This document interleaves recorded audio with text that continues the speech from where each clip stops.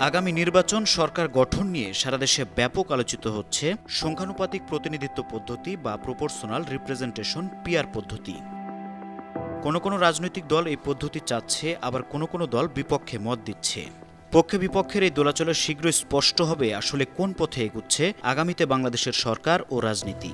সেই প্রেক্ষাপটে দেশবাসীর জানা দরকার পিআর পদ্ধতি কি এবং কিভাবে বাস্তবায়ন করা হয়। এই পদ্ধতিতে রাজনৈতিক দল কিংবা জোট যে পরিমাণ ভোট পায় সংসদে সেই অনুপাতে আসন পায়।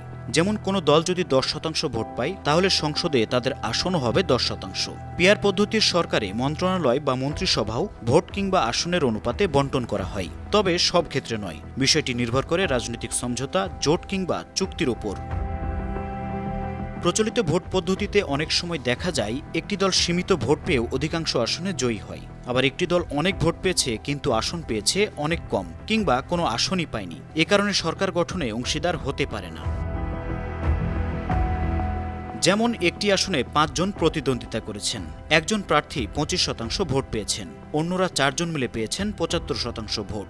প্রচলিত পদ্ধতিতে সেই 25% ভোট পাওয়া প্রার্থী নির্বাচনে জয়ী হবে, অর্থাৎ 75% ভোটের কোনো কার্যকর প্রতিনিধিত্ব থাকে না। যেমন 2008 সালের নির্বাচনে আওয়ামী লীগ 48.04% ভোট পেয়ে 230টি আসন পেয়েছিল। সেবার সরকার গঠন করেছিল আওয়ামী লীগ। আর বিএনপি 32.50% ভোট পেয়ে 30টি আসন পায়, অর্থাৎ 32.50% ভোট পেয়েও অনেক কম আসন পেয়েছে বিএনপি। তবে পিআর পদ্ধতি চালু থাকলে সেবার জাতীয় সংসদের 32.50% আসন বিএনপিকে দিতে হতো। এই অসামঞ্জস্য থেকে উত্তরণে বিশ্বের অনেক দেশে প্রবর্তন করা হয়েছে পিআর পদ্ধতি। বিশ্বে প্রথমবারের মতো 1899 সালে বেলজিয়ামে চালু করা হয় পিআর পদ্ধতি।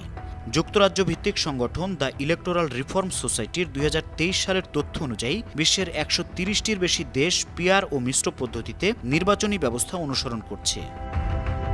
বর্তমানে বাংলাদেশে এই পদ্ধতি নিয়ে বেশ আলোচনা চলছে। এই অবস্থায় সময় বলে দেবে আগামীতে বাংলাদেশের সরকার ও রাজনীতির ভবিষ্যৎ। News desk, 52 TV.